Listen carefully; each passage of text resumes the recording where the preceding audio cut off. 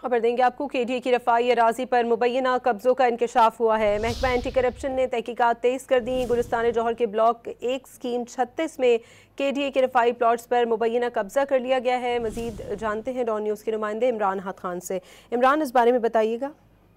बिल्कुल, ये केडी का रफाई अराजी है जिसपे ये कब्जा किया गया है, जबकि महकमा एंटी करप्शन ने तहकीकात भी इस हवाले से तेज कर दी। गुलिस्तान जौहर का ब्लॉक 1 है, स्कीम 36 है, केडी का रफाई प्लॉट है जिसपे ये कब्जा किया जा रहा है। सरकारी अराजी पे कब्जे के खिलाफ महकमा एंटी करप्शन ने इंक्वायरी जो है वो तेज कर दी है। रफाई प्लॉट्स पे गैर कानूनी तामीरात फौरी तौर पे की जा रही है, तो दूसरी जानिब एंटी करप्शन के अहकाम भी है कि फौरी तौर पे इंक्वायरी की जाए।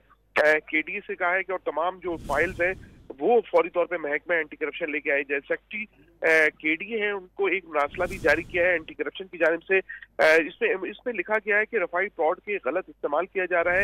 एग्जीक्यूटिव इंजीनियर केडीए को जो दोनों प्लॉट्स की जो मुकम्मल रिकॉर्ड है वो लेके फौरी तौर पे एंटी करप्शन ने तलब किया है। केडीए हुक्काम के मुताबिक एंटी करप्शन ने दोनों प्लॉट के लेआउट प्लान और अप्रूवल प्लान है और नक्शे जो है वो मंगवाए। एंटी करप्शन का कहना है कि भरपूर तरीके से कार्रवाई की जाएगी, क्योंकि ये रफाई प्लॉट जो है वो स्कूल के लिए, अस्पताल के लिए और दीगर जो रफाई काम होते हैं उसके लिए रखे गए, मगर इस पे धड़ल्ले से जो है वो गैर कानूनी तामीरात की जा रही है और उसको फौरी तौर पर एक्शन लेना है केडीए अफसरान के खिलाफ।